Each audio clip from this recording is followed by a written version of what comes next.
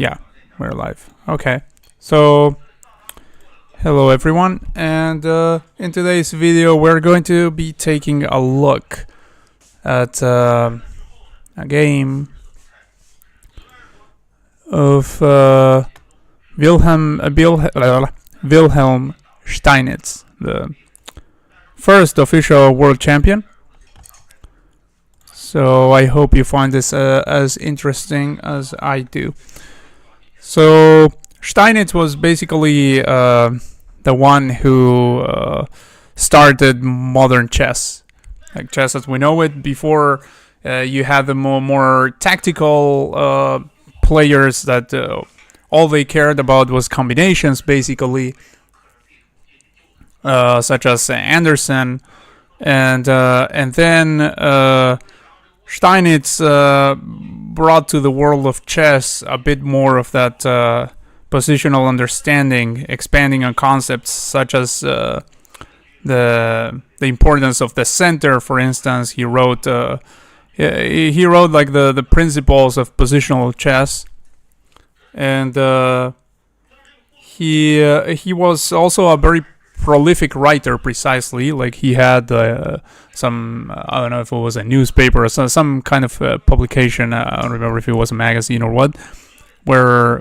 he would publish about chess, and he also got into arguments with his critics. He was a man, a very proud individual. He sought out his opponents to play against them and to try and prove that he was better than them. So he excelled at one-on-one matches. Like he would just call them out and say, "Hey, let's play a match. I want to play with this guy. This guy is supposed to be strong. I want to beat him." And so he defeated everyone that was strong in his time, except of course for Morphy, which escaped because Morphy wasn't playing at the time, even though they were contemporaries. But that's a match that a lot of people would have liked seeing, but it never happened because Morphy simply was retired when Steinitz showed up, and Steinitz himself wanted at all costs to prove his superiority, and he tried to do so in writing by criticizing Morphy's games. But actually, I mean, honestly, it's unclear whether Steinitz would have defeated Morphy. At the very least, like I don't know, like a lot of people, or at least I know of one grandmaster nowadays that believes that the statistics speak for themselves, and that Steinitz wouldn't have defeated Morphy, and that Morphy was actually better than Steinitz, because the thing is, like, they played the same people. Like, they played Anderson, for instance, and Morphy's score against Anderson was much better than Steinitz. Like, Steinitz against Anderson was a much was much closer. So just of course you can't simply extrapolate, but I mean, at the very least we can say that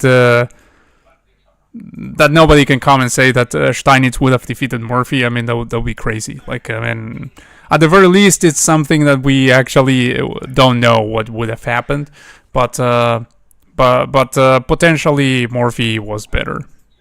But that doesn't take away from the fact that that Steinitz was a really, really strong player, and the first chess world champion, and a champion that focused on positional play. Like, he excelled at positional play. I mean, of course, he could play brilliant tactics just like any other master, but he was really good in positional play, and he particularly liked to talk about the importance of it.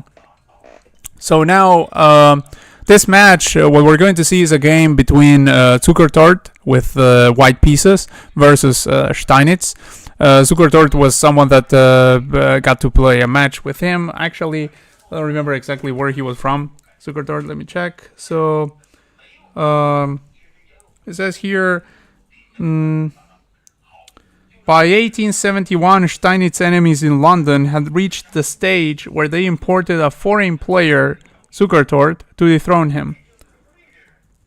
And this attempt was pathetically unsuccessful, for he ripped Zukertort by 7-1. But yeah, this was before. In 1886, there was the second match with Zukertort. And what the author here says is Zukertort had a flair for combinative play, which was certainly not inferior to Steinitz, but he took too many chances with his pawn structure. In this game, we have an example of how Steinitz outmaneuvered him by simple positional principles. So this is, by the way, the book that I'm reading that from is The World's Great Chess Games by Ruben Fine. Ruben Fine, an excellent chess player, American chess player, and of the old days. And well, so let's without further ado, let's take a look at the game. So Steinitz with the black pieces. Zukertort started with d4, then d5, c4, e6. Just from the opening, we already have a little bit of a more positional opening. We have queen's pawn opening, and we have the queen's gambit decline. Although this will turn into a queen's gambit accepted soon enough. Hello, Mahmoud. Good to see you here. No, this game didn't end in a draw. This game didn't end in a draw, and I think there are very interesting moments here. Also, it's not a very long game anyway, so don't worry about it. But it didn't end in a draw. Yeah. So actually, on what Fine says here is that Black gets a better version of the Queen's Gambit accepted by just taking. Take into account that also Fine's analysis is very old, but I mean I did analysis with the engine and I did my own analysis here, not just Fine's. But I mean what Fine says about this is that here, if you want to go for the Queen's Gambit accepted, better do so just right now instead of later. But Steinitz here played e6. Of course, the theory wasn't very developed at the time, so I mean then they may have gotten different ideas. Then after knight c3, putting pressure on this pawn, what happened was knight f6, defending, and later, like probably one move later, yeah, after knight f3, developing another piece and reinforcing the d4 pawn. Then dc4 happened. So here we get into some sort of Queen's Gambit accepted. But Black didn't accept early on. He accepted a little bit. Is Queen Gambit good for beginners? Yeah, Queen's Gambit is a really, really solid opening. It's one of the soundest openings out there. And Capablanca, although, I mean, you can argue that Capablanca was, he was playing years and years ago, and it wasn't, he's not precisely what you would call a player of the present days, but I mean, back in his time there was already a lot of theory, I believe. So he recommended to play the Queen's Gambit to avoid getting tricked in the opening. Like if you play some e4 opening, then maybe your opponent will get you with some. So it's more likely to get you with some opening trap, some variation that you're not familiar with. But if you play the Queen's Pawn opening, then you're probably going to be able to develop in a sound way without knowing theory. Like that was basically what he was saying at the time. Of course, theory has evolved a lot since then, so maybe nowadays that doesn't hold so strongly true. But I still believe that. When you play something like the Queen's Gambit or the famous London that's a lot of people play, but I mean the Queen's Gambit much more respectable opening. But when you play this, you probably it's unlikely that you're going to get crushed out of the opening. In general, Queen's Pawn openings are. Queen's Pawn, games that start with a Queen's Pawn opening are a lot more positional in nature, and there's a lot of slow maneuvering and more positional understanding of the situation, and less of going for a knockout blow right away. So if you play e4, you might get into a lot more trouble than if you play this, in my opinion. Hello, Test. How are you doing? Nice to see you here. So we're taking a look at the game between Zukertort and Steinitz. Steinitz being the first official world champion and in the world of chess. And yeah, this game was a Queen's Gambit. And first, Steinitz played this, which is the Queen's Gambit declined. But later on, he actually took here. So sort of a Queen's Gambit accepted. Only he didn't accept it early on. He accepted it later. So of course, the Queen's Gambit is not a real gambit. This pawn will be recaptured, and that's not the idea when Black takes over here. I mean, they fully expect that White will recapture that pawn. And so e3 prepares to do precisely that. White is going to develop a piece and recapture the pawn over there. And Steinitz doesn't even try holding onto it because, I mean, he knows perfectly well that that's not a thing. Like, you're not holding on to that pawn. And at least not in this variation. Like, in some variations, you can at least try to do it. But I mean, it's not a real gambit. Like, that's not... The Queen's Gambit, you may say that it's an opening that's named a little bit weird in that sense. That is named Gambit, but actually it's not a real Gambit. So c5 here, very topical move, striking at the center. This happens a lot in Queen's Pawn openings. That but not only White plays c4, but also Black plays c5. Whenever they can get this move in, it tends to be really good. Usually, you don't want to develop this knight in front of the pawn. That's considered a positional mistake usually, because you want to have this pawn to strike at the center or even to reinforce over here.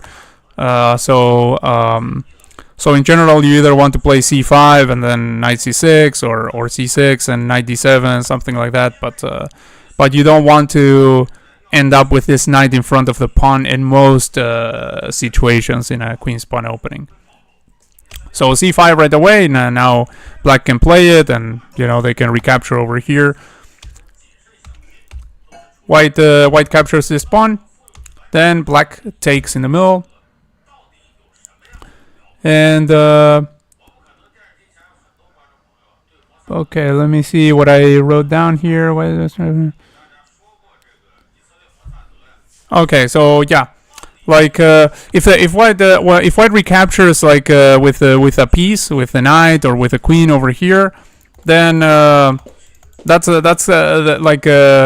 it diminishes their advantage according to the computer, and I think that is because the structure that you get out of that is a very modest pawn structure. Like, you don't get anything that's controlling a lot of central squares, as opposed to this one, which is the recapture that not only happened in the game, but is also the preferred recapture by the computer also.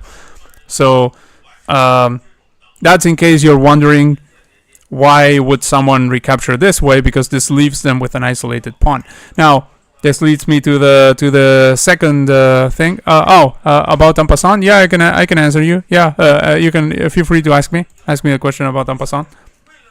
So this recapture with the pawn over here, I mean, this leads me to the next thing about isolated pawns. This is something that's going to be important in this game, and probably like one of the biggest takeaways.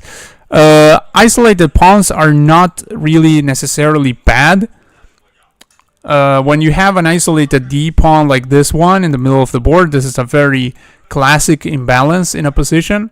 Imbalance because there's something that's different, like relative to your opponent. Like your opponent has this pawn structure, then you have this other structure with this pawn in the middle. So we have an imbalance. We have something that's completely different for one side. So what we have here is an isolated pawn, the isolated D pawn in particular, which is a very, very common theme, and that's not necessarily bad by itself. It all depends. I mean, it all depends on how play proceeds in the position. Like the player with the isolated pawn has control of some space over here, and therefore has more play with their minor pieces. Like this knight may go over here, for instance, and that's what they are basically aiming for. And also they get a semi-open file here, and well, there's this open file. There are like there are lines that open here. That's basically the idea, and that's what they are going to try to use to their advantage, like the dynamics of the position that the pawn gives them. Whereas the one that's playing against the isolated pawn, what you want to do is you want to blockade this pawn. You want to not blockade this pawn. I mean, you want to take control of the square in front of the pawn, so the pawn cannot advance normally at some point and just be traded off or achieve some give white some other sort of advantage. So you want to take control of the square in front of it, and what you want to do is you want to trade the minor pieces so that precisely white, the player with the isolated pawn doesn't get that dynamic play with the minor pieces. So you trade all the minor pieces, you only leave the heavy pieces on the board, and then with one queen or one rook or one queen and two rooks, you build pressure against the pawn. The reason that you want to keep the queen is that you don't want the opponent's king to be able to defend the pawn. If you have your queen, you can deter the king from defending. So you want to have your queen and one or two rooks to target the pawn, and then what you're going to do is you're going to just pile up with your heavy pieces against that pawn, and you're going to use once the pawn is completely pinned, because the opponent only has heavy pieces at that point. I mean, if you trade all the minor pieces, then the opponent has to guard with the heavy pieces to not lose material. And at that point, the pawn will be pinned to the heavy pieces, and then you strike it with one of your pawns, and that's how you win it. I mean, that's that strategy, as I detailed just now, and the benefits from one side and for the other, is something that comes from Jeremy Silman. The Amateur's Mind is the book where he wrote this, and yeah, I think it's a perfectly detailed plan and a solid roadmap to follow if you find yourself in one of these situations, which is a very topical one. Okay, let's see your question. I have seen some videos and they say en passant happens in the 5th rank, but sometimes it happened in other ranks. When can it happen? Wait, what? In the 5th rank? No, wait. Yeah, in the 5th rank. If you're black, yeah, you can push to the 5th rank. Yeah. So yeah, I mean, en passant happens like this. Like it can happen on the 5th rank if it's black. Black will push to a 5th rank. Like if it's white, it will happen on the 4th rank. Like you push here. So it happens when either black pushes to the 5th rank or white pushes to the 4th rank. So yeah, you don't have to think about it in terms of ranks. Just think about it in terms of when the opponent pushes the pawn 2 squares, which is only on the first move of that pawn. That's when it can happen. Like let's say you have this, and let me build a situation here. Like this, and then pushes here. You can play en passant. Like that's when you can play. Like you have a pawn that's if this pawn moved only 1 square, you would be able to capture it. But the pawn moves 2 squares, you're still able to capture it as if it had moved only 1 square. That's basically the logic behind this rule. If the pawn had only moved 1 square, you would have been able to capture it.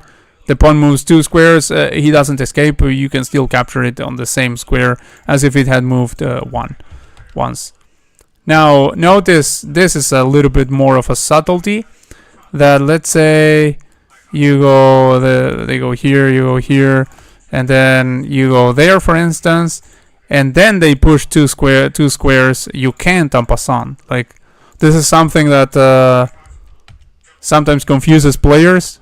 If they go over here, you can't en passant, because and you can also think about the rule like that again. Like, first of all, the pawns are not side by side, but second of all, this pawn, when it pushes one square, it cannot be captured by this pawn. Like, this pawn wouldn't be captured. If the pawn were here, yeah, but from here it can't.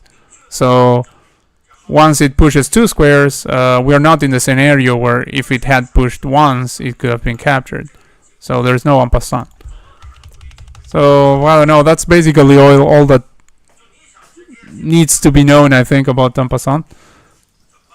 Why en passant exists? It was one of those revisions of the rules made during the Renaissance, I believe. It was one of the things that changed. I don't remember what else they changed, but there were a lot of things in those days that changed about the game of chess, and en passant was one of them. Like, before, in the beginning of chess, even the queen was a completely different piece. It wasn't even a queen, but apart from that, like, it had like strange movements. Or was it the queen or was it the king? Wait, one of them, I don't know. But I mean, like there was there had been some changes in the. There have been some changes in the history of chess, but I think all of them ended like around then, like in the Renaissance or something. You're welcome. And yeah, and the reason en passant was created, I think, was because of that. Like they thought that when you got the pawn to be over here and your opponent pushed so that you couldn't capture, they thought that was like some sort of cheat code. And they thought, oh well, I have to be able to capture this pawn. What is this nonsense that they can push and now I can no longer capture? So I think it was something like that how the rule started, but don't quote me on that. So okay, going back to the game, we have an isolated pawn.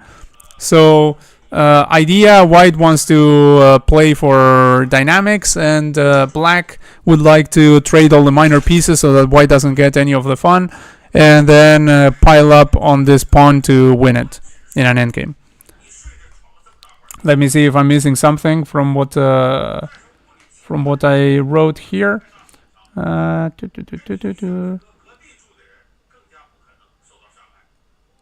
Yeah, that's I explained everything that I had written, so it's okay.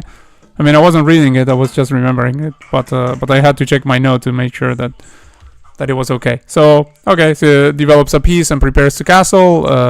Steinitz here, and then we have castles, queen e2. Like the rooks are about to be connected, but this bishop still hasn't been developed.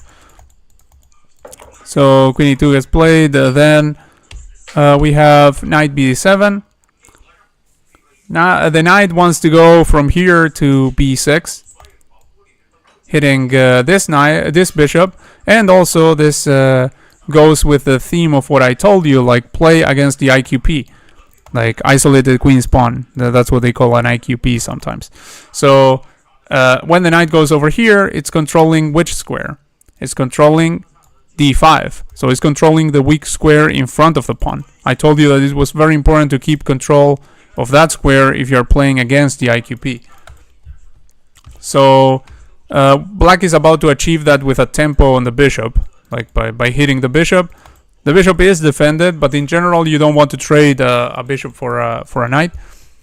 And also, like I said, white would like to keep the minor pieces on the board when they have the isolated queen's pawn. So Zukertort plays bishop b3, preventing this, like anticipating this move. Now this move doesn't hit the bishop anymore.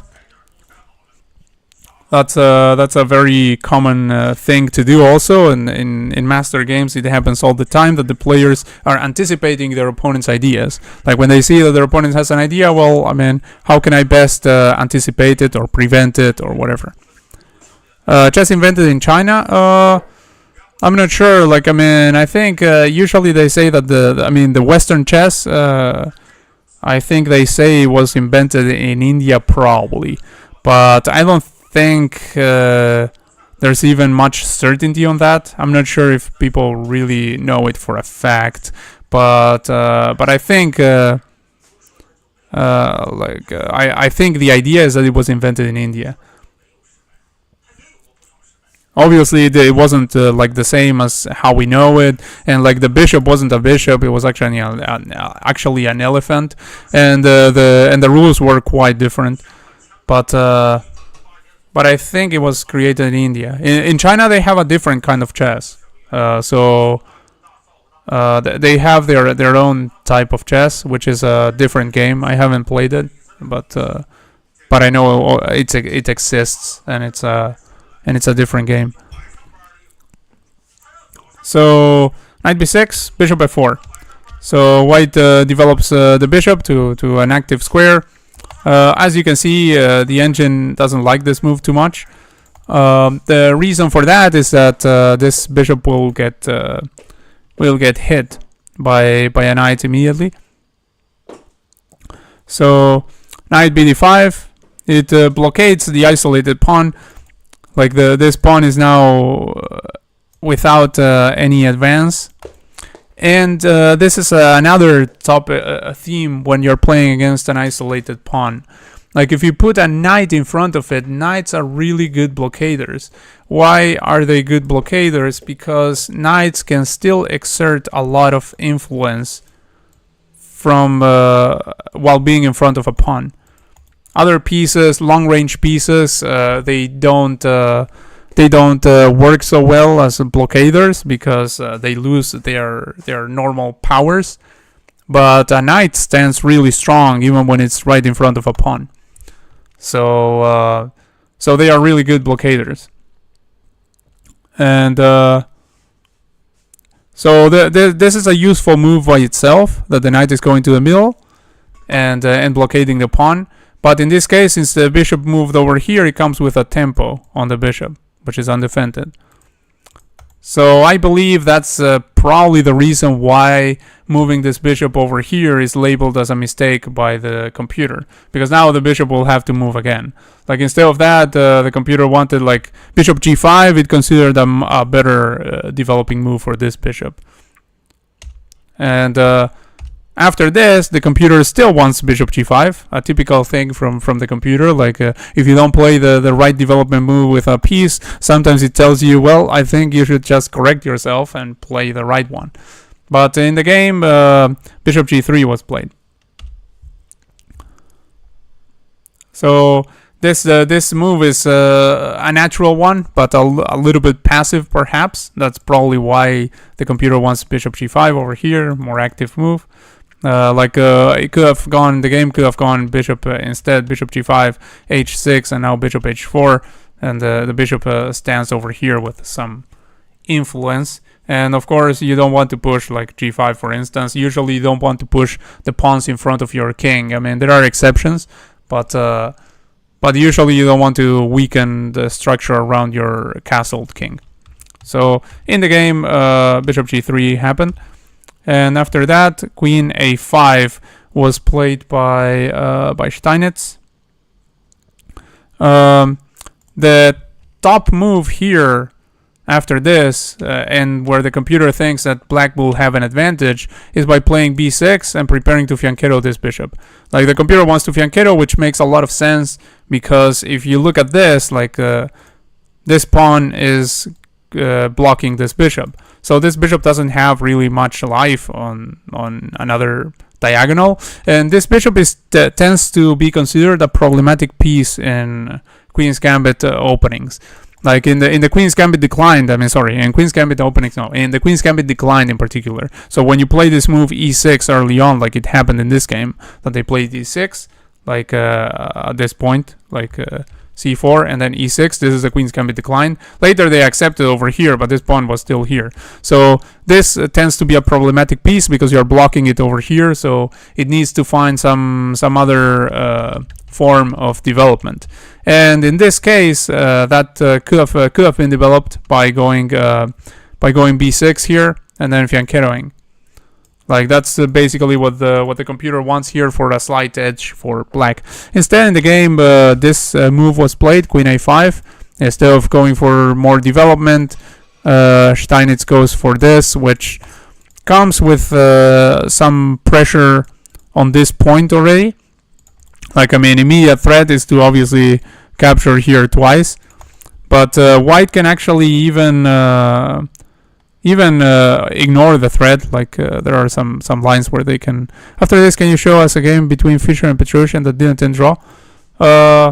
I mean, not today, because these games that I show you, like the analysis of these games, I'm not doing them on the fly. I actually prepare them and then I show them to you.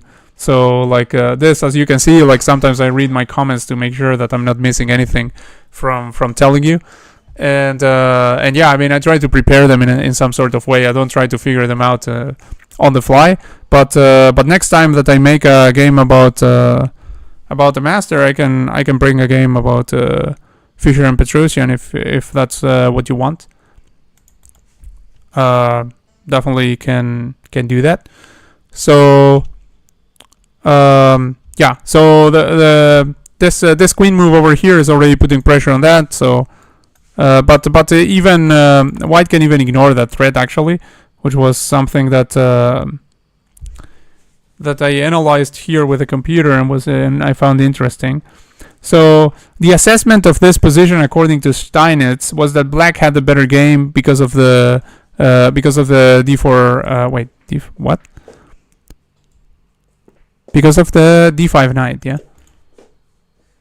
I wrote d4 knight, but I mean, for sure I meant d5 knight, yeah. Because I was reading from a book in descriptive notation, so I like in descriptive notation, this would be queen 4 from black's perspective, which is rather confusing. And when you're as white, this would be queen 4 also.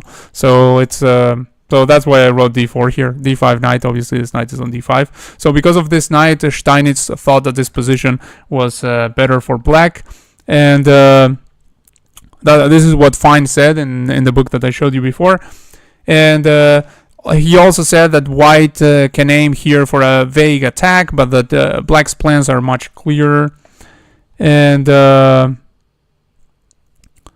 yeah, and this position happened lots of times with between these two opponents. Like this variation between Steinitz and Zukertort, this variation that we have now on the board is something that happened many times, also Fine said. So after this, rook ac1, defending here.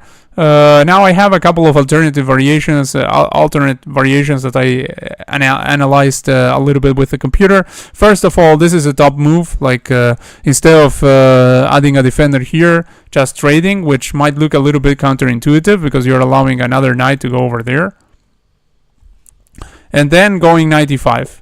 With this knight, black gets one over here, yeah, on d5, but you get one on e5 as white, which is, I mean, a more advanced knight and also very centralized. So, I mean, the only thing is that this one can potentially be kicked eventually with f6, but that probably comes at a cost, which is why the computer really likes this. So. Likes going 95 immediately, basically, which ends up happening later in the game, I believe.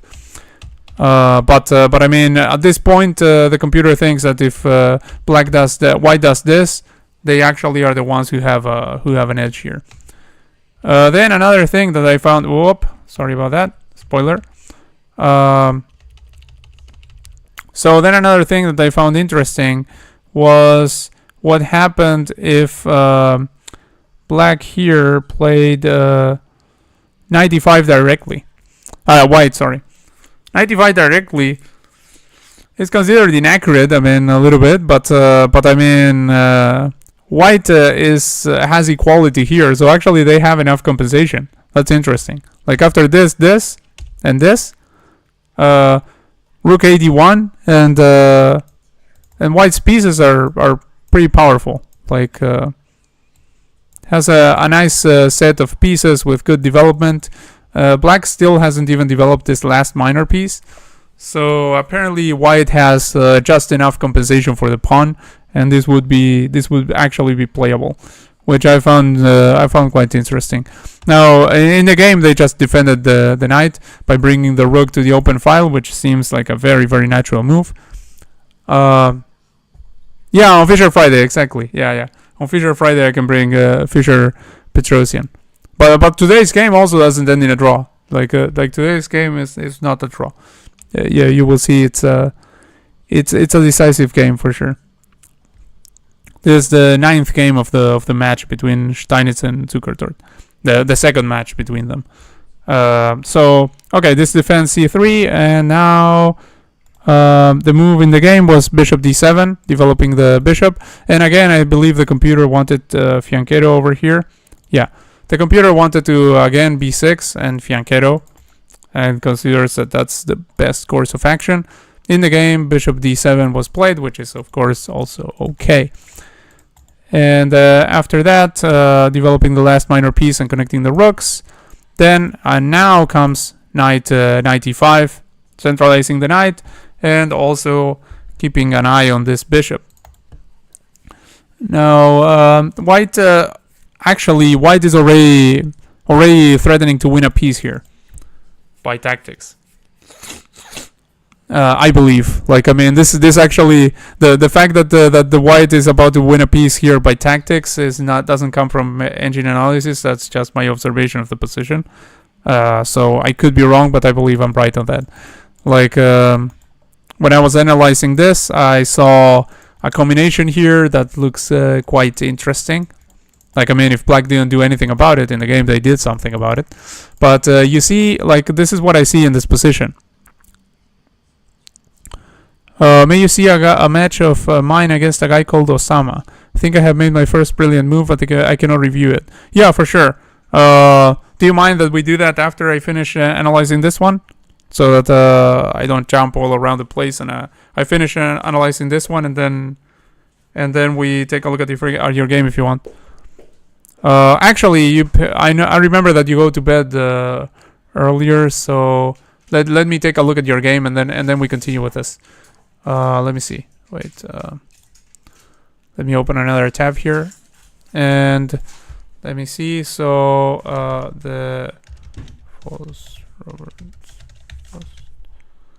let me take a look at it. So yeah, Osama from Jordan. Okay, let's take a look at that.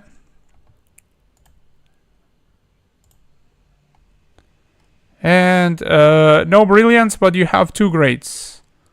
You have 2 greats. Your opponent also had a great.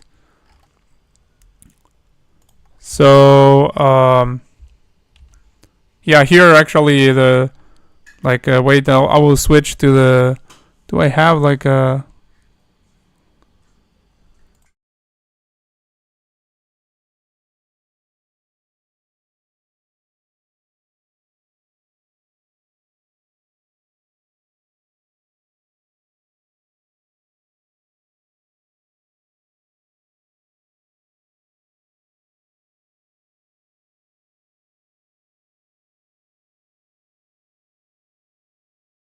There. You're welcome. Well, there was in brilliant moves. Oh, okay. Yeah, now they are doing that so that they keep people guessing if there is a brilliant or not, I guess. So okay, let's take a look at this game. There was this. Okay, went over here. Yeah, that's not really a great move. Here, when they play that, you should just take that. Well, you know what you should do in this situation? You should just take here, and after they take, you go over here and you gain a tempo on the queen. Like, this is what's called developing with tempo. Like, you develop a piece, which is a good thing. You usually want to develop your pieces, right, in the opening. And at the same time, when you develop, you're hitting this queen. So the queen has to do, they have to do something about the queen, and then you can develop another piece. So you get like an extra move. And this is important in chess because chess is a turn-based game, right? So when you're winning time, when you're getting like to play 2 moves in a row, when your opponent only plays 1 move in a row, that's good for you, right? So here you get to play 2 moves in a row if you do this. Like this move comes for free because now they have to do something about the queen. Obviously they didn't want to play moves with their queen forever. I mean, maybe they want to, but they shouldn't want to because that's bad. So unless you're winning all the material of the opponent, in that case that's very good, but it's not the case. So yeah, that's what you should have done. Like that's what normally is done in these positions. Like just takes and boom. Which is why usually you don't want to like play this. Remember I told you before that when you play e5 you are preventing d4 because otherwise the opponent wants to put 2 pawns in the middle. Well, the reason they can't play d4 right now is because you just take it. Like you just take it over here, and then when they take, you gain a tempo. So black is already slightly better when you do that. Instead, you went for this, which now white is much better. Your knight ended on the rim. Knights on the rim are dim, and this pawn, even although it's a little bit overextended, but it is a little bit rather annoying, and it's annoying that you end up with the knight over here. Like this is not a great position to have. Okay, you defended here. Your opponent played there. You went here. Okay, you follow this bishop a little bit. Don't play hope chess. Like if you play this move just because you thought it improved your position to have the bishop over here, then that's perfectly fine. It's not a bad move. But if you played here thinking maybe they don't see it and I can take the bishop, then don't do that. Like only play here if you think that after they play the best move, which is going over there naturally, that you're going to be okay. If you think, that you're going to be in a good position. If you think this and this is actually an improvement over your current situation, then do it. Otherwise, don't do it. He gave this check. Okay, you blocked here, and actually that was a mistake. Interesting. Knight g5. Wow. Yeah, you see, like this pawn move actually came. Ended up being a bad situation. Like now there are tactics. Like of course it's not a tactic that your opponent will play because it's kind of crazy. Like what you're opening here is this. That's the problem. You're opening this towards your king. So now the queen may land over there, and that's really bad news for you. So that's why they can sack over here. And if you take over there, then this comes and this comes, and with the king over here, because this is your only move after the queen checks you. And then when this comes like this, then like I guess you block with the knight, like something like that. Like let me check that, like here. And do you just get mated after this? No, you don't get mated, but it's really awful. So here only move is king e7, and after that you take it with a queen, of course. You take with a queen, and so now you are attacking on basically everything. Like if they go over there, then you're just taking that for free, and not only that, but you're forking the rook. And if you go back here, then there can be this check, and that's it. It's mate actually. So you actually can't do that. So you have to either allow them to, if you go over here, you allow them to get a rook, like boom, boom, boom.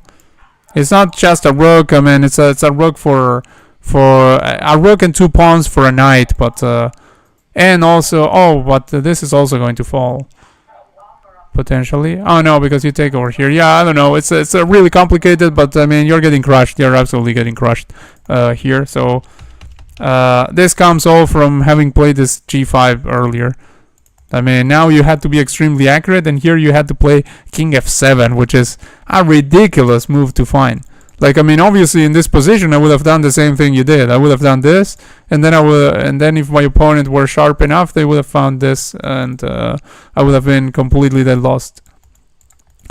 So yeah, that comes from this weakening move over here. Be careful about pushing pawns in front, especially weakening this diagonal when you're not yet castled. Extremely dangerous stuff. Oh, you will go pray? Oh, I don't know when he said that. but I'm guessing test is still here. So yeah, here this is something to be careful with. So remember, don't weaken this stuff. Like this, you weaken by playing f6, but you weakened it further by playing here because now this pawn cannot go here. So yeah, be careful about f6, about g5, about everything, anything that weakens this. And okay, you went over here. Now there was this tactic, but they didn't play it. Instead, they went here. This has to be a mouse slip. This has to be a mouse slip. Like your opponent, I believe, wanted to play here and trade, but unfortunately for them, they just ended up halfway through. So here, and well, of course you took, very good. And now you take here, and yeah, now your opponent is absolutely completely crushed. I like this move. This move very interesting. And very good that you, well, it's basically the only thing you had to do. Oh no, you had other moves too. Yeah, here. Oh, okay, that's interesting. Like actually, maybe you should have gone here. So that this doesn't like they can't fork you to regain some material. Okay, but now you can actually retreat the bishop.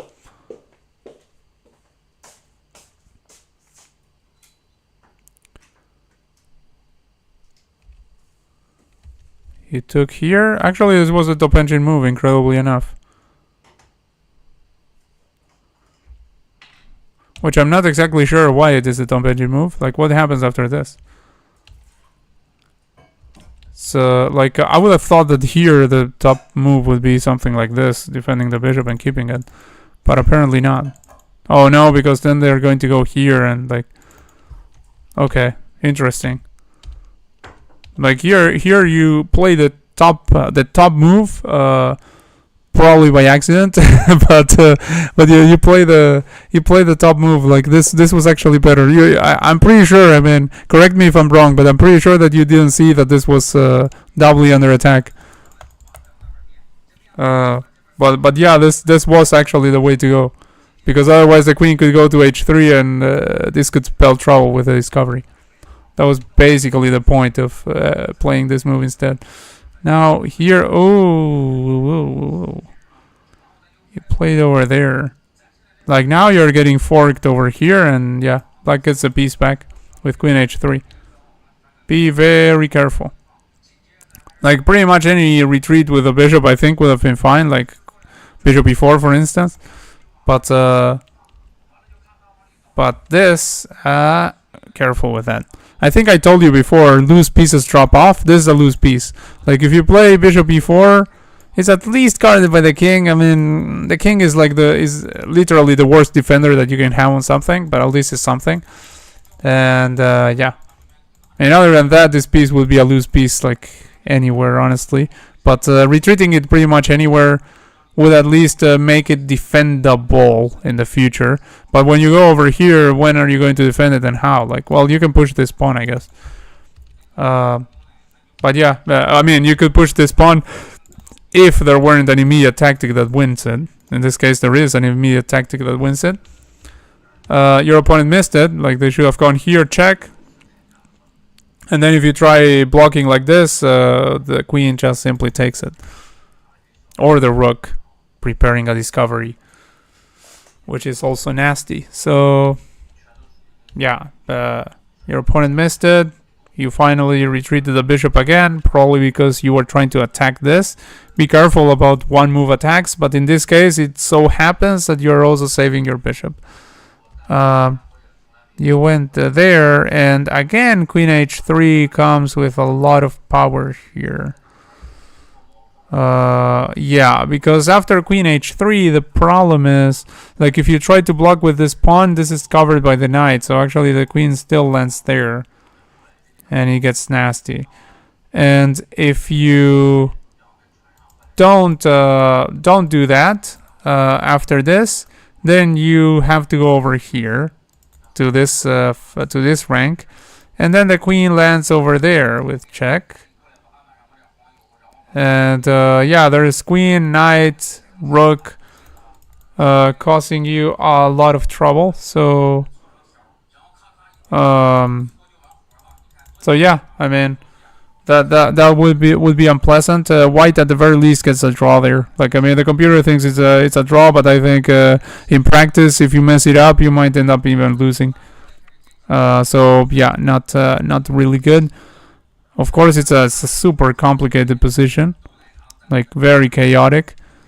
But be careful. Like, I get that you're going for trades, but like, this is, again, like I told you to take your time. Remember, like, this is a 30-minute game. You're on move 20, and you have made a lot of blunders already. I mean, both sides have made a lot, and you have spent barely 5 minutes. Like, I recommend that you definitely take your time. Like, here you have a winning position, but wow, a winning position if you play the only move, bishop e4. Like, okay, yeah, well, good luck with that, I guess. Yeah, man. You had to play bishop e4. I guess the point is that after this check, then you have this, and then you're defending that. But what if they go over here? Then I guess you can go here. Like, the point is that you remain in this here, and you still keep an eye on that. I guess that's the point. But yeah, really very complex position to play as black here. But this, always be careful. Like, always try to see what checks, captures your opponent has, and also threats. But look at least for the checks. Like, that's the most forcing moves that your opponent has. Like here, this check, you should look at it when you have 25 minutes on the clock. Definitely look for the checks that your opponent has before you make your move. So here, instead, they took. Then after this, you grab the pawn over there. Rook went over here, allowing you to just capture a rook for free, which makes no sense whatsoever, but it is what it is. You went for this, which also works. Here, oh, no. Like, this rook is free. Like, if they capture with a knight, then you can capture with your king. And I mean, that at the very least, but a bishop for a rook is usually a good trade for the side that wins the rook. So instead, you attacked a piece that was already won, and now again your opponent has queen h3 with surviving actually here. But instead they went over here, and now you just take the rook. Finally, you took it with a pawn. Yeah, you didn't see that this was looking at that, which is normal. I mean, at the beginner level, it's very normal, and well, even at my level, it happens that we don't see the long range pieces a lot of times. But yeah, try to little by little develop that board vision. But especially if you're playing long games, like just stop and look at the position. Just literally stop every move and look at all the interactions between the pieces, and then you will not miss stuff like this, because you have a lot of time on the clock. Like, you have absolutely enough time that even being a complete beginner, you can find the interactions of the pieces. So it goes over here, you go there, and again they have a perpetual now, I think. I mean, I know that because it says it's a mistake here, and it says that the eval is like the equal. So they have a perpetual, which is something that you can have when you have a queen and there's a king here without pieces around it. A lot of times you can escape with a draw by perpetually checking the opponent. Like, the perpetual apparently goes over here. Then let's say you go here trying to escape, because if you go back here, then wait, if you go back here, then what's the next check? Ah, yeah, the next check is here. So opponent gets to check you forever here. Like, let's say you go here, then queen d6. Then let's say you go here, for instance, then queen d7 again. Then if you go here again, well, of course they are going to try to repeat. But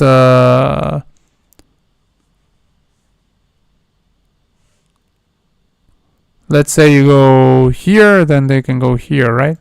Yeah, queen e6 or queen c6. which also happens to fork the rook over there. But the idea is basically that your opponent is getting a perpetual check here.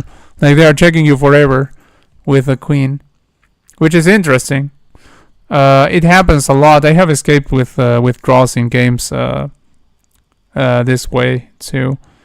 So here, instead of that, you had to play king e7 so that the opponent didn't have a check. Like king e7, you're protecting this and you're defending against this check too.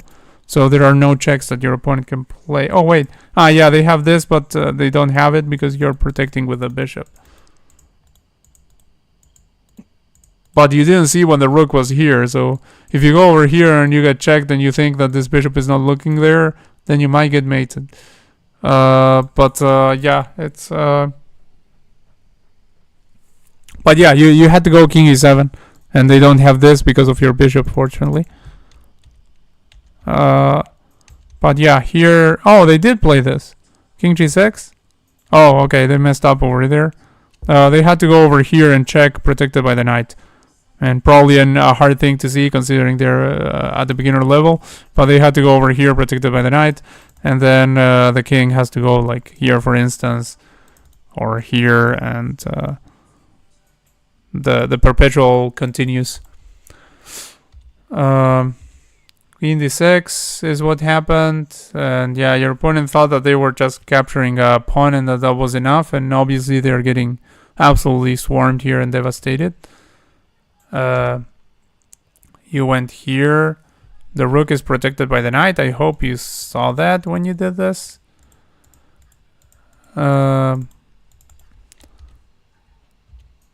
over here. Yeah, you landed there. Very good. And oh, you have. Oh, okay. This is still fine. But yeah, you had mate in one by going over here because this pawn protects over there, and there's this. Like in a long time control like this one, you should absolutely take your time to look for forcing moves, and especially checks. All the checks that you have, all the checks that your opponent has. Like here, if you look for all the checks, like having 22 minutes on the clock, you are definitely not going to miss checkmate in one. But still, I mean, you played for you're winning still, and now you deliver checkmate, so it's good. But yeah, you should improve your time management. Like definitely take your time. Like take a long time to think about all the options that both you and your opponent have, especially the forcing options like checks, captures, attacks, threats. Try to look for those every single move. Try to calculate everything. Don't leave anything up to chance. And also don't weaken the structure around your king with moves such as f6 and g5. Like, be careful about that. Like, these pawns, if possible, leave them untouched, at least for a while, until your king is safe. And well, and if you're going to castle kingside, then potentially also don't push them because they are the pawns that guard the king. I mean, except like maybe some h6 sometimes or something. But I mean, in general, f6, especially be careful about playing this move. Like, weakens this diagonal. Very careful. Like here, it's fine to play it, but the point is, it brought you trouble later on. Like it's often a very bad move to play. Often. So careful. Oh, you're most welcome. You're most welcome.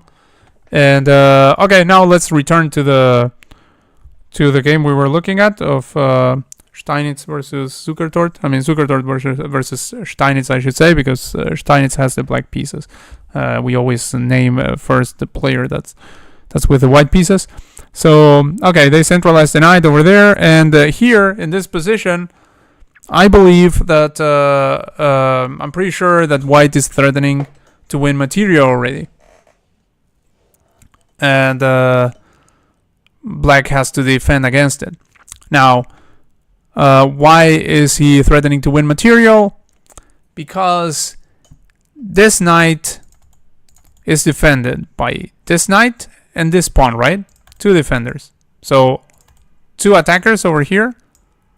Actually, three defenders, sorry. There's also a queen. So, you may think, okay, I have enough defenders on that, right? The problem is that there's a bishop over here. This bishop is only defended by this knight. And there's this queen lined up with a bishop over there. So there is a situation where there's a very, very interesting configuration here with these pieces that that I believe allows for tactics. So something like, first of all, this knight is the only defender of that. I forgot to mention that fact as well. That's important. So if this knight takes over here, then this has to take over there to defend. I mean, otherwise you're down material. So if this knight takes over here, this one has to take. And then after that, this knight has only two defenders, this pawn and the queen. And the pawn is pinned to the bishop after this knight moves.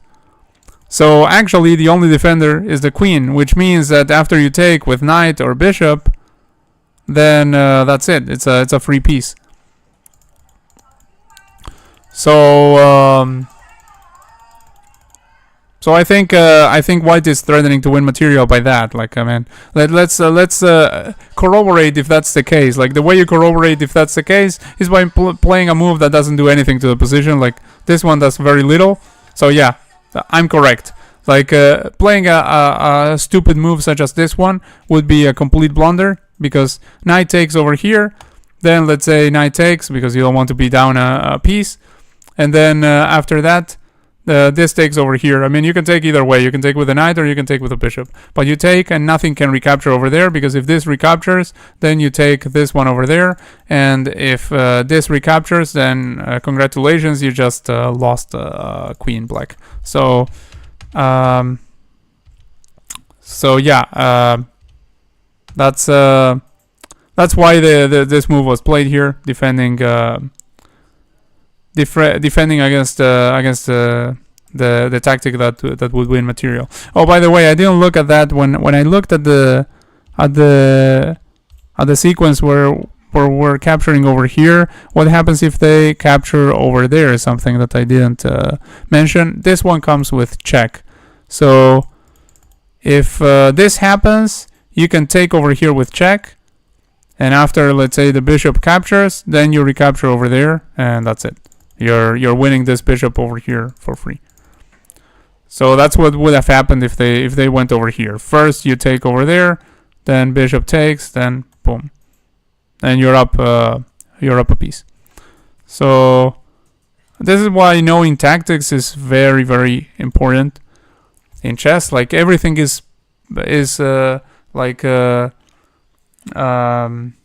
in tactics. Like, everything, every move that you make, there are tactics in the air. Well, not on every move that you make, but I mean, like at the core, chess is tactics. Like 99%, as they say, is tactics.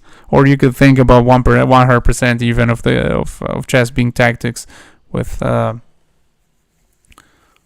moves that threaten something, threaten a tactic, moves that just execute them, and so on and so forth. So yeah, that happened. I mean, what didn't happen was that the opponent blundering it. Like, Steinitz, first world champion, saw the tactic and he defended this bishop, so that now this knight is not tied to the defense of the bishop, and this knight therefore is sufficiently defended. Like, if this were to happen, then the rook can capture over here, and it's also defending the other bishop, and everything is fine. So queen f3 was played in the game by Zukertort. Wilhelm Steinitz considers this move to be a mistake, and he says something interesting, because I mean, Wilhelm Steinitz is a writer. How much time did they have? Oh, this was a game in the old times when I believe they played without a clock back then. I think at this time they still played without a clock. So probably they had all the time in the world, basically, but I'm not exactly sure. Like, I don't remember when clocks started being a thing, but I'm pretty sure at this time they still weren't a thing. Maybe. Actually, let's look that up. Let me check. When did timed chess matches start happening? Let me see.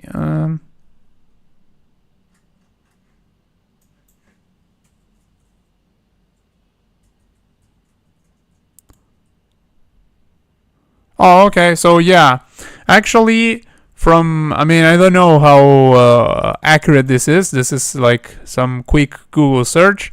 Apparently, in 1860 or 1861, around that time, they started using sand hourglasses. So potentially in this match, probably actually, because this match is from 1886, and it was a very important match. Probably they were using a sand hourglass of who knows what time exactly, but it was still a long game. Like this is a serious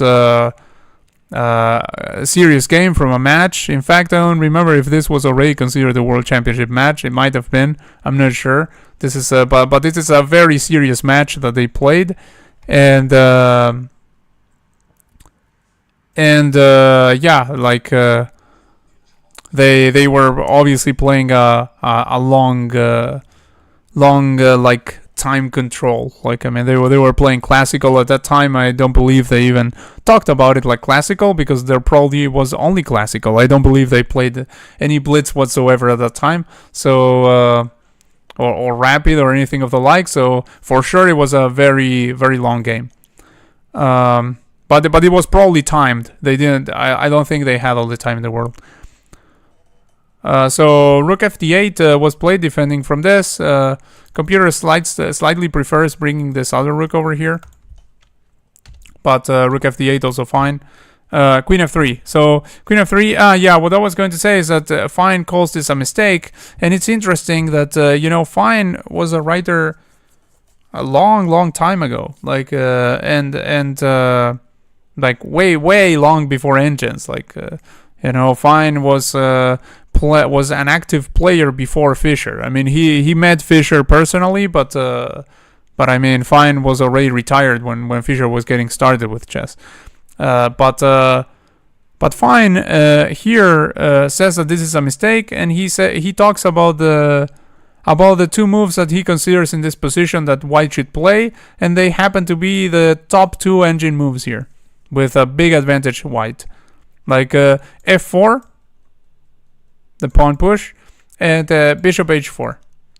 Like he doesn't explain exactly why he knows these moves are the moves, but he says f4 or bishop h4 is the only thing that is reasonable for White to play here, and that's what White should be playing. Not the only thing reasonable, but he says this is what the White should be doing, and yeah, instead in the game they went queen f3. So the computer completely agrees with him, and this man was analyzing in a time way before engines. That always baffles me. The understanding of these strong chess players. So I assume that f4, like if I had to guess what the idea is, apart from like adding a support to this knight, is that potentially you can play f5 afterwards, trying to destabilize this knight. Because I mean, this knight is currently supported partly by this. So that's a guess. That maybe that's the idea.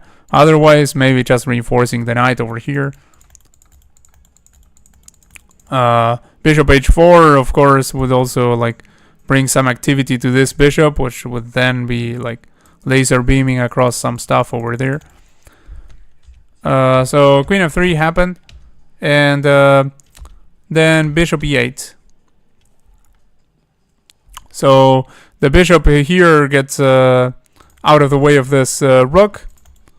So the rook now sort of stares at the weakness.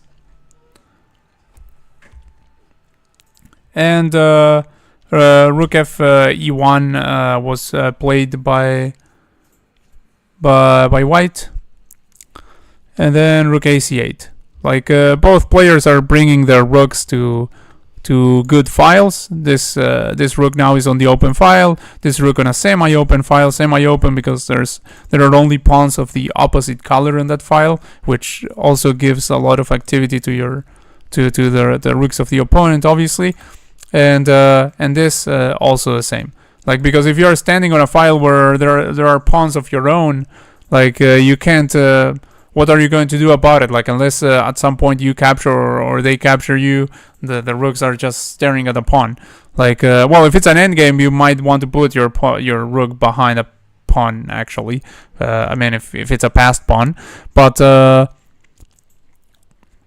in general, I mean, during the middle game, what you want is to have your rooks as active as possible in files that are semi-open or open. So this is a semi-open file. There's only one black pawn. This is a semi-open file for black because there's only one white pawn. And this is an open file because there are no pawns. So rooks stand very strong there. And now bishop h4 is played. Again, this move seems to be, I think the idea is basically that the bishop is simply more active there because there are lots of pieces over here. There is some pressure. And then knight c3. So what Steinitz was doing here is he was giving up the center for two sort of hanging pawns. So there would be this these two instead of the isolated pawn. Now we have another pawn structure that would be potentially weak if black plays properly. And in an endgame, probably white probably wouldn't want to reach an endgame with this pawn structure. But of course, it depends on how play develops. As always, like when a certain pawn structure doesn't necessarily mean a weakness in general. Like, I mean, there are some pawn structures that are weak in nature. Like if you have, I don't know, double isolated pawns, that's usually not a good thing. Or tripled pawns or things like that, but in general, I mean, you can't look at the situation without the specifics of the position. Like when it comes to the pawn structure, and two pawns like this, they may be good if white plays them properly and black doesn't do better than white in proving that this is a weakness. So what Fine said about this is that Steinitz traded like this, getting into this structure over here because he wants to go into an endgame where he will play against these two pawns. So he said that Steinitz really loved these kinds of situations where he oh, you gotta sleep? Okay. Oh, hello Mahmoud, you're back. So one goes to sleep and one gets back. Yeah, thanks for being here, Testa, and good night. Yeah, have a good night and thanks for hanging out. Can you teach me how to make a passed pawn when 3 versus 2? There was a puzzle the other day where there was that. I mean, there was that like that was in the air in a way, but let me see. Like you have 3 over here. Let's say, I don't know, you have whatever 3 and 2. Actually, I have to tell you, I'm not entirely sure that I mean, I don't know this like by heart or anything, so I'm going to have to like sort of figure it out. But I mean, I usually figure it out over the board when I'm playing this because I think it's kind of simple. But I could be wrong. Like basically, if I look at this position, let's turn off the engine so that I'm actually giving you my ideas, and then let's check with the engine if I'm right or wrong. Maybe I come up with something that's wrong. But usually in these kinds of situations, like I just look at the position and I try to figure it out. Like But yeah, if you have a pawn majority like this one, 3 versus 2, then let's think about how you create a pass pawn. Like basically, you want to be able to. I mean, what you don't want. Let's look at what you don't want first. What you don't want is for these 2 pawns to deep freeze your pawn so that your extra pawn doesn't matter. So if you push these pawns in a way that's very very dumb, like well, actually, this king is so far away that I'm not sure how you can even do that. But let's say that basically you don't want to put the pawns in a situation where they get all locked up and then you can't push the other pawn.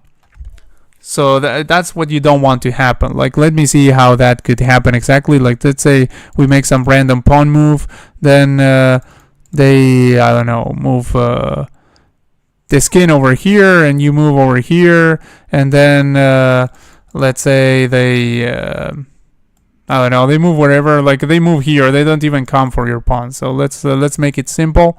Then let's say you push over here and then they go there, for instance. That's this looks already a little bit dubious, although I think in this position it might actually work because the king is so far away, and then if you go over here and here and they take, you can use this one, which is another pattern that you can follow. But my idea, basically what I wanted to show you, is that in some situations, like the minority, if you let them get all locked up, sometimes it can happen that your extra pawn just no longer matters because it can just be captured. In this particular situation, I believe, I mean, we would have to see how this king can fare, but I think it's way too far away. So I think you can just perfectly go for this.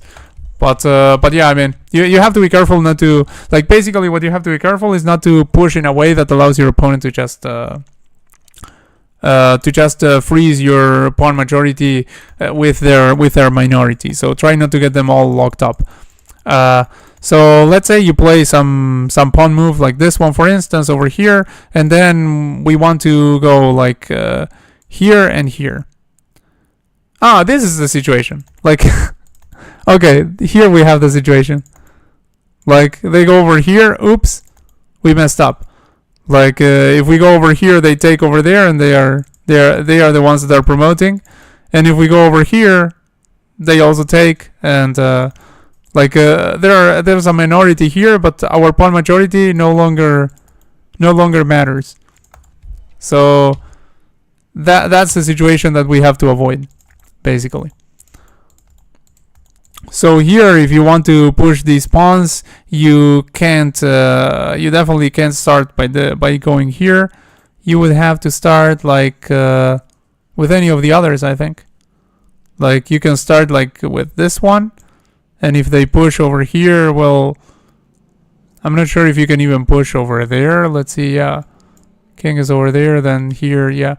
King is outside of the box, so you could, in this case, you could even continue pushing.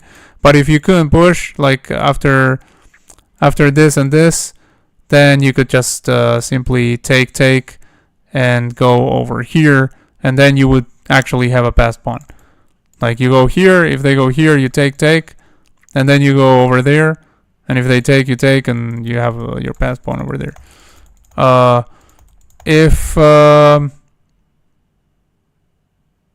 Let's see, what else can they try?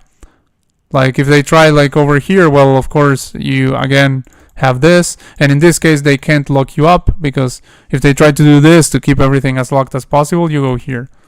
And then again, you're going to get a passed pawn. So that's, I think, basically how you handle it. Like, I do it like that. Like I do it on a case-by-case scenario. I look at the position, I look at how the pawns are, and I look at what I want to avoid. Like, I want to avoid anything in a situation where I'm pushing my pawns wrong, and then they are just getting in a circumstance where they can take me with a minority. I mean, I know this is not very well explained, because that's I haven't really studied like this theoretically. I mean, it is a theoretical position, but I haven't studied it theoretically. I just whenever I encounter something like this, I just try to figure it out over the board. But I think provided that you have some time, it's not very complicated. Like, in fact, I'm pretty sure that in like the endgame book that I have about theoretical endgames, I'm pretty sure they don't even bring you information about that, because I mean they probably just assume that if you have time, you're going to figure it out at the moment. But yeah, the problem is when you don't have time. Like if you're playing like a blitz game or something, you reach an endgame and you don't have time, then you are likely to mess up. But well, that's how it is. Like I mean, for those circumstances, you could, I guess, memorize it. So let's look with the engine, see how I fared when I explained that. Like first, this is bad, and yeah, I was right. This is bad, and this I mean, this b5 here already works, like I mentioned. Yeah, I mentioned this. Like this is this would be a draw. And so that is bad. If you go c4, that is good. And yeah, there's nothing that they can do. I mean, here I put the kings like very, very far away. Like if the king is close to the action, then it's probably a draw. Or even a win if they can get to the pawns and you can't get to them. So maybe in that case they would even potentially get a win. I mean, it probably would be a draw too, but yeah, situation would be different if there were kings participating in the action. In this case, the kings are non-participants. I made it so that we could talk about just the situation of the pawns by themselves. So again, like the pawns by themselves, yeah, like this. What I said was okay. And about this other line, this one actually doesn't. Oh wait, this was with this move first. Yeah. Like, I did say that this move first didn't work. Like, goes over here, then what? Here, yeah. I said that they could perform a pawn freeze here.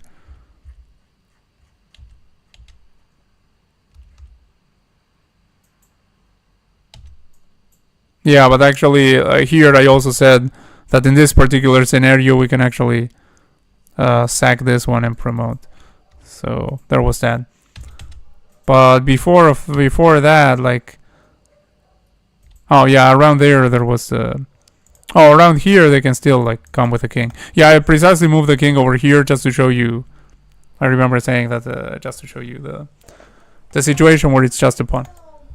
Huh? Yeah, in a little bit. So yeah, that was basically that. I should take a look at this. To see if I can find like theoretical explanations that are a little bit more precise than what I just gave you, which is just like my analysis when I face a position at the moment. Of course, I put the kings very far away again, so that we can look at just what happens when it's 3 versus 2. But of course, if the kings can get to the action, then it matters which king can get into the action and how exactly, and that will always factor in when you're calculating in pawn endgames. So there is that too. So going back into this game, so there's hanging pawns that Steinitz wanted to play against, and how to play against such a duo of pawns. I mean, usually the hanging pawns are with the pawn here on c4 and d4. That's a much more common thing than one on c3 and another on d4. But how to play against hanging pawns is like you have to circumvent any advance of it, any potential advance. That's what Seelman says, and making it immobile. Like you have to try to make the duo so that it can't move forward, because otherwise it can become dangerous. And then you just use your pieces to attack it, much like you would attack the isolated pawn. The one that has these hanging pawns, what he gets is semi-open files. Like this is a semi-open file now, and this is a semi-open file. So they have that going on for their rooks. They can work with that, and so that's what Jeremy Seelman says about this structure in the amateur's mind. So let's see what happened in the game. In the game, Queen c7 happened here. Another way in which they could have gone about it, black could have gone rook c7 and just simply go for the doubling over here. They could have gone for that. Again, this position is not losing by any means. Like, actually, the engine slightly prefers white, so I mean, this is not losing. But yeah, I mean, like, there's interesting play with this imbalance in the position for both sides. Queen d3 was played in this position, and what Fine says is that there's no clear plan with this move. And Fine said that bishop g3 was the move that needed to be played. And he's right, it's a top engine move. Like, I mean, not that needed to be played, but I mean that was the better move in the position, bishop g3. And I assume because, first of all, you're aligning this bishop with a queen over here, so in principle you're already probably threatening some discoveries once you do that. With this knight.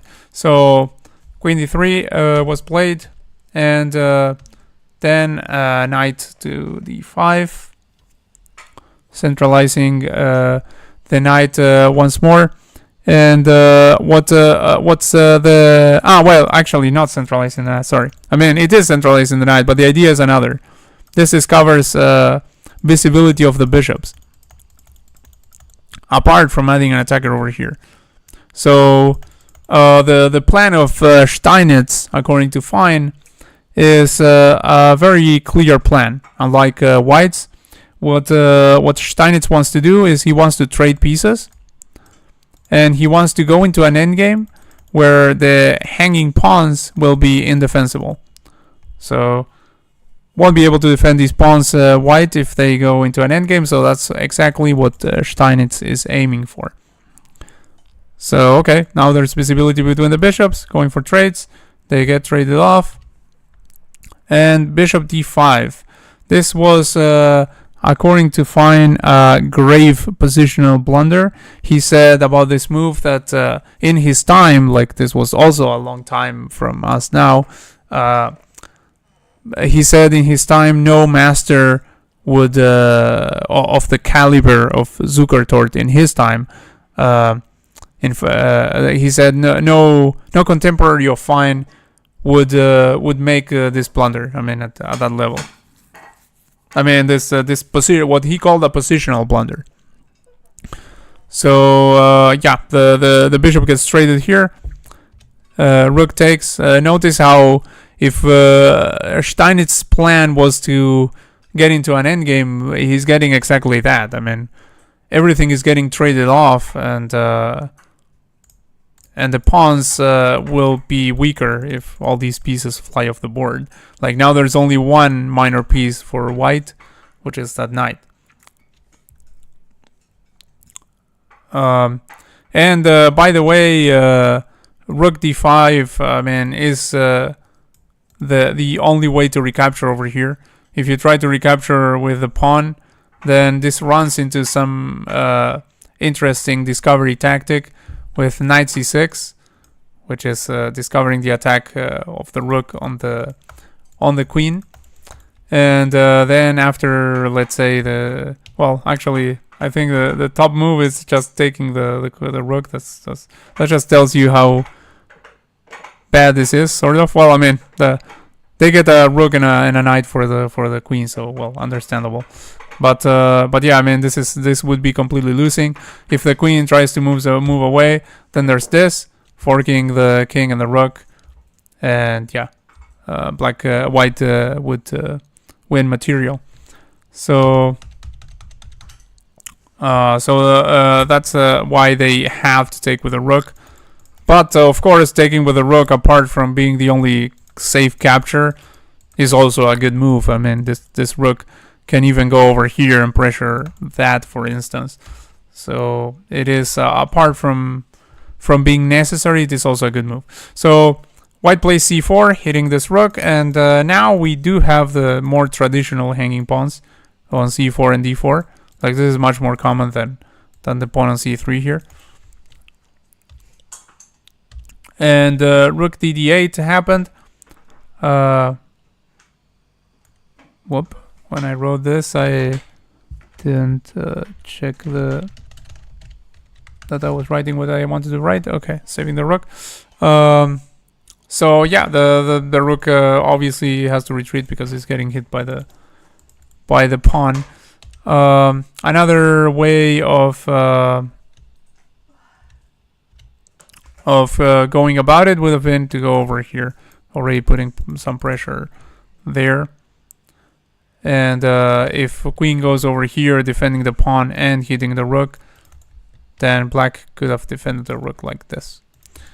So that's another like line that could have been played, but instead this was played in the game, which is perfectly fine. Now rook e3, and Fine says about this belated attempt to attack brings on his final downfall. That's what he said. So now, very late in the game, white tries to go for an attack over here. So queen d6, adding one more attacker on this pawn. So this is under attack now. And rook d1 defends the pawn. f6, kicking the knight. And instead of moving the knight away, Zukertort actually played what's also the top engine move in this position, which is a counter attack over here. This actually is more interesting than it looks, because even though intuitively you can see that if you take this knight, there's this, but the line actually is not so simple, because let's not forget that this is not mate or anything like that. It's just it starts an attack, but I mean it's not so clear how exactly it ends when they sack this knight. But as it turns out,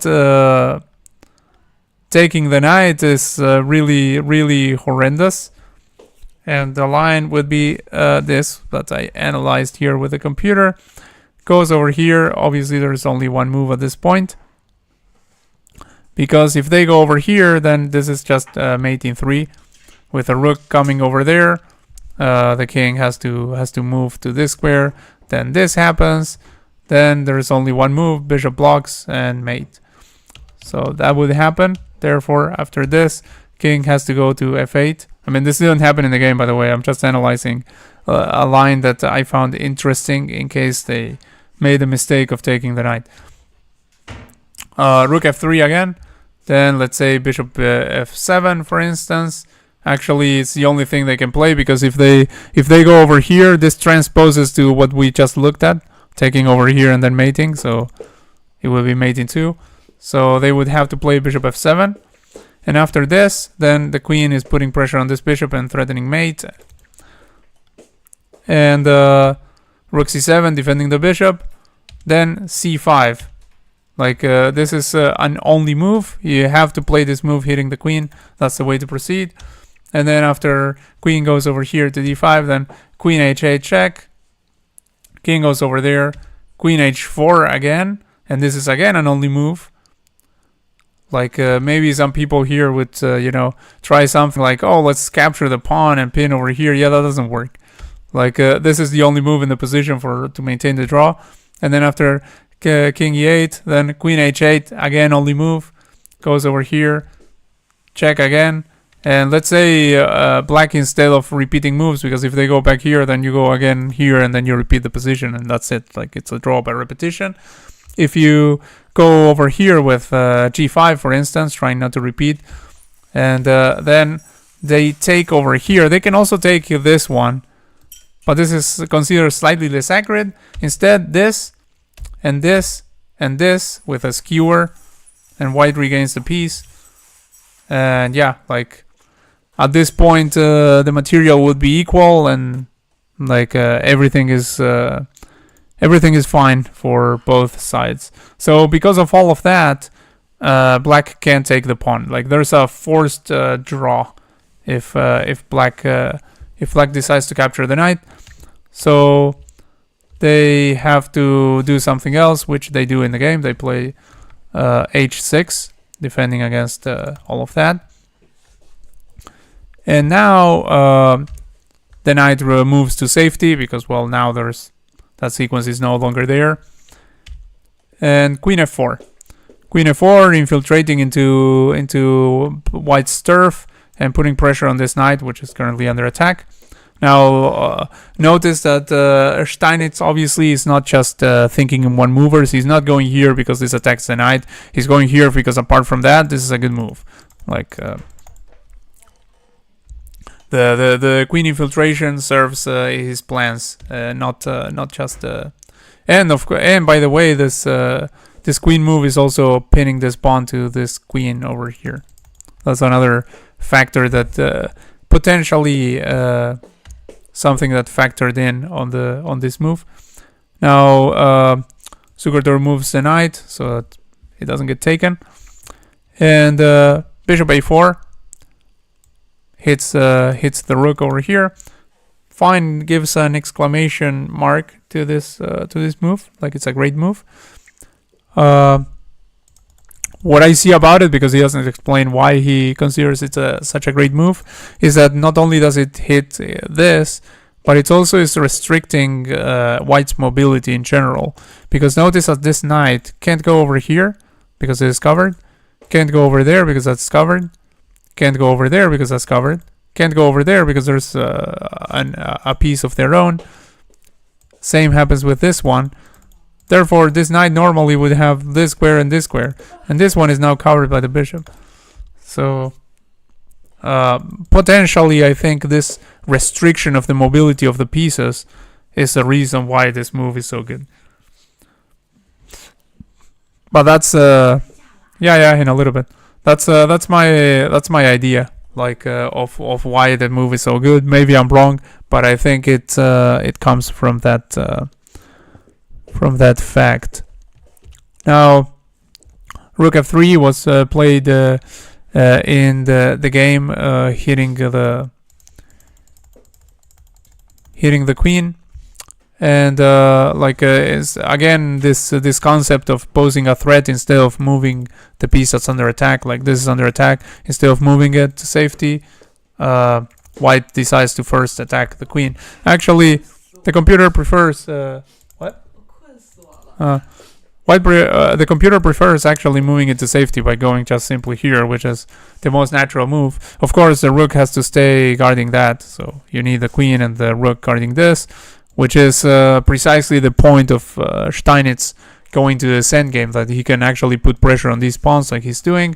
And as you can see, all of white's pieces are tied to the defense of that, so white is not getting any play in this position. Like he tried over here, like Fine said, like a belated attempt, but they did. But at this point, like the attack is not a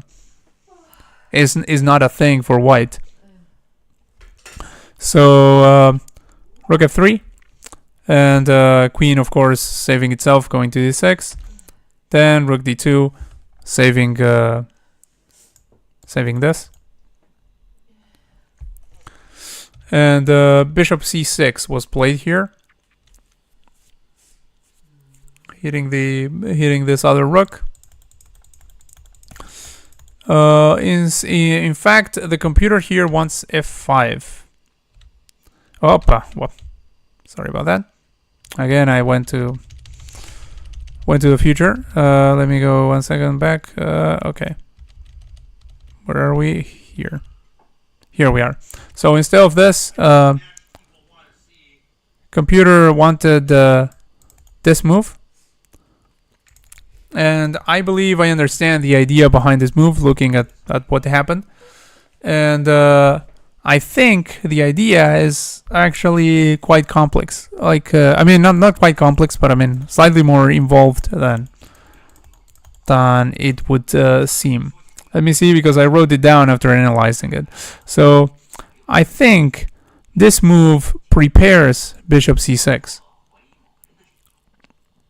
The point being that if you play bishop c6 after you have this move in, then the rook can't go over here, because f4 would be a fork. So I think that that's basically Oh no, wait. It wasn't. It wasn't so that it was a fork. Sorry, that wasn't exactly the idea. Although that's also an idea. But no, what I wrote is actually more complex than that. Yeah. So this, and if white plays d5, which they might want to play, like in reply to bishop c6, they could play in the other line. The computer recommends playing d5, and d5 is very well defended, right? So here, if they play d5, attacking like after, if you hear black played bishop c6 and white played d5, then this move would come in, hitting the knight. And the point is that, of course, you can't take the bishop over here because then the rook falls over there. Like there are two attackers over here and only one defender, this rook would fall. But if but the point is that like the pawn was pushed first and then this move was available. In the game, when they play bishop c6, this move doesn't come with any f4 ideas by black because black is too far away to push f4. Like first they have to push f5. So here the computer recommends d5 and considers that white is fine in this position. I mean, it still thinks that black is slightly better, but the advantage that it gives to black is 0.3, so nothing too big. In the game, what happened was this, and Zukertort simply retreated over here, and now black has a huge advantage again by playing f5, which they did play in the game. And so now f5 comes with a threat of a fork. And to this, Zukertort played rook g6. And this was also a mistake. Potentially, this is a game-losing mistake, perhaps, if we're going to go by the engine's evaluation. And so try to anticipate this fork, of course, and also trying to be active by pinning this pawn, perhaps.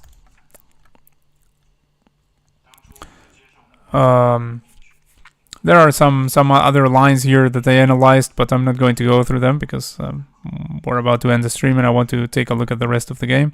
So, well, this was played in the game. Then bishop e4, hitting the queen over here, and this was like very surgical, very precise by Steinitz. Like this is again the move with the biggest advantage by far by modern standards. By modern standards, I mean by looking with a computer, which is our modern standard for excellence. Now the queen moves away, of course, and this move. And Ruben Fine gives this move an exclamation mark. They could have also played this one, but he gives it an exclamation mark because he says this is a simple and decisive move. So the idea very very simple. Like the king is hitting this rook, and there's nothing you can do that's safe about it. Like you can't go here because that's protected. You can't go here because that's protected. This, of course, is protected by the king. And if you try to retreat, all the squares are covered. Like this is covered by a pawn. This is covered by a pawn, and this runs into the fork from that the rook was trying to escape from. So that's just it for white. They are losing material at this point. So they played c5, noticing that if they move over here, of course they get forked. So Zukertort, being a strong master, didn't miss that this was a thing that would happen. So instead he went for trying to get some counterplay by first hitting the queen. Now rook c5, and actually Zukertort's counterplay is rather like his position is pretty hopeless at this point. But I mean, it's interesting to see how the masters come with a. Why didn't he push what, the f pawn? Do you mean black? Why didn't he? No, you mean. Wait, what? Why didn't black push the f pawn? Oh well, white black is attacking this, and he's about to win material here. If you push the f pawn instead of attacking the rook, if you mean here, like then they can just save the pieces, because they can move this knight away, then they can move the rook, and this fork doesn't exist anymore. Yeah. Oh yeah. So yeah. In a moment. Yeah. So okay, c5 happened here, so hitting that, and yeah, like again, resourceful by Zukertort, because there's only one move in this position, not hard to find though, but the point is that the rook takes this pawn, and then this pawn is pinned to this other rook, so takes, and boom. So took over here Steinitz, the only way to win. Now here comes this other move. Well, this is actually what's impressive about the resource by Zukertort. It doesn't end there. Like, of course, if you take over here this, but this was his idea. He takes over here. This is defended by the queen, and let's not forget that this pawn is pinned to this rook. But I mean, now the queen is under attack. So he again, Steinitz again shows his great understanding of this position, and he plays again the way forward to win, giving this check. That's how he saves the rook, and then he will move the queen. So gives this check, this comes over there, and now he simply moves the queen over here with some really annoying pressure. Like he's hitting that, this is pinned, it's currently defended by this and this. And this is under attack. So the queen comes over here, defending that, and also hitting the rook. Now comes rook b1, defended by the bishop, hitting this queen. That's how the bishop defends itself by counter-attacking. Notice how it's a sequence of defensive measures by counter-attacking. Like nobody's losing time when they are retreating their pieces because they are hitting something else. Until this point here, this is just a defensive move, is protecting the queen and also keeping the rook defended, which they have to. So now all of white's pieces are tied up. Like look at that. Like the queen is tied to the defense of this rook, which otherwise would be hanging, and the rook is tied to the defense of this knight, which is absolutely pinned to the king.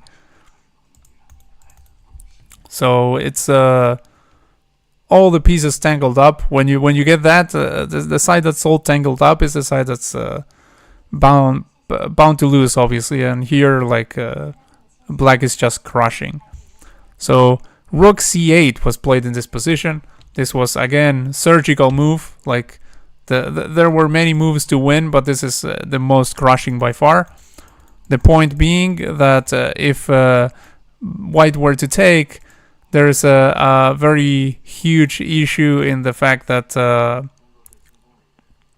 this falls over here, and there are too many threats. Like there's a threat of checkmate over here, and there's the threat of taking this knight first and then mating. So the queen definitely cannot take that,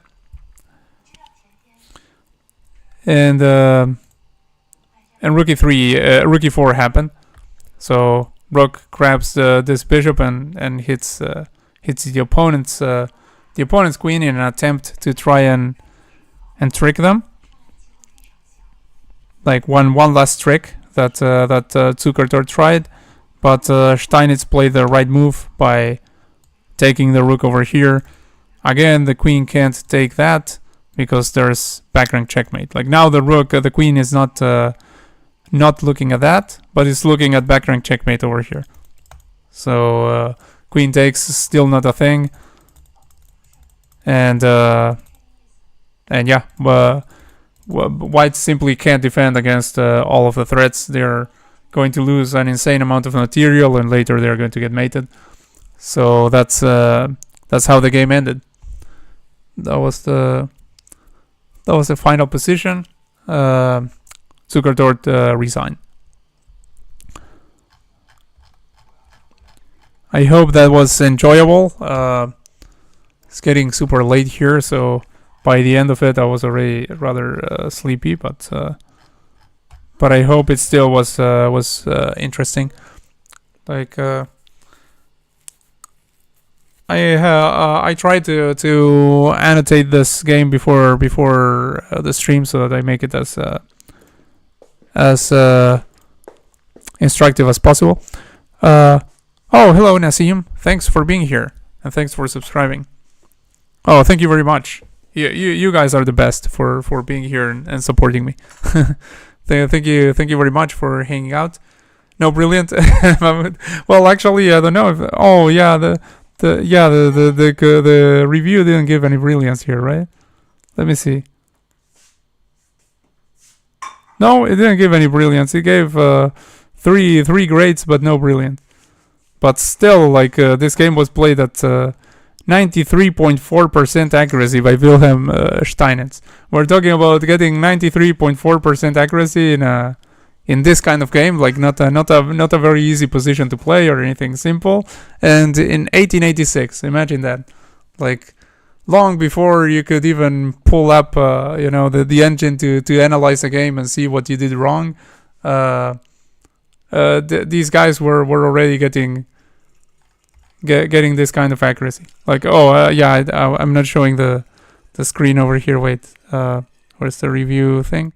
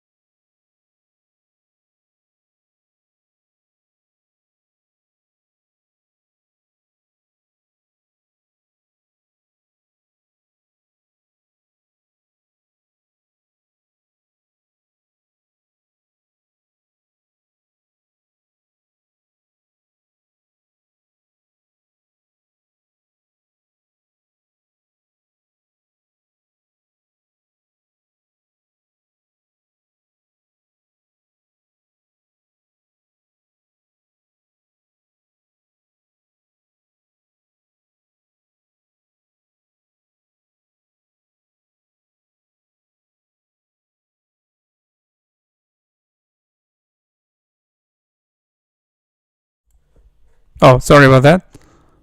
Yeah, I switched to a scene where I didn't have the mic. Jesus. Sorry about that. So I was talking for like 1,000 decades and without anything.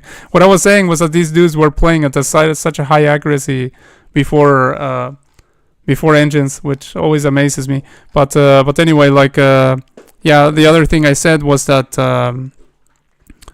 about Gotham Chess. Yeah, I mean he's the OG, like we all of internet chess. Like I also started watching chess content by watching him, and then I also started watching other content creators because, like you said, like it's good to watch more people, not just watch one of them. But yeah, I mean I still have great admiration for Mr. Gotham Chess. And so yeah, thanks for they are GMs you were asking. In this at this time the GM title didn't exist. Like titles didn't exist, but Wilhelm Steinitz was the first world chess champion officially. Like the first a guy that the person that got the title of world chess champion was him. So he has had the the highest title in all of chess, and he was the first to have it. Like better than being a GM is being the world champion. Like simply the best in the entire world. Of course, Morphy was basically world champion before him, but the title didn't exist in the time of Morphy. And before Morphy, I think Anderson was number one. And after Morphy retired, before Steinitz came in, Anderson was also number one. But then Steinitz also beat Anderson. Yeah. Actually, the titles, I don't know. I don't know about the history of the titles when they started existing, but they are not such an old thing. Like in the times of Fischer, for instance, they already existed, and I believe, I have to check this exactly, but I believe that Fischer actually played against the guy that made the ELO system. You know, when they talk about rating and they talk about ELO, I think Fischer played that guy. Like, he was a contemporary of Fischer, I think. Because, I mean, in my games collection of Fischer, there's one game that he played against a guy surnamed Elo. So I'm pretty sure that's the guy. Like, that has to be the guy that invented the system. I would have to research that so for now, maybe not. Maybe don't take this for a fact, but I think that's the case. Anyway. I have to be going now because I'm about to sleep, and don't want to get in trouble with the wife. So she's basically saying it's nonsense what I'm saying.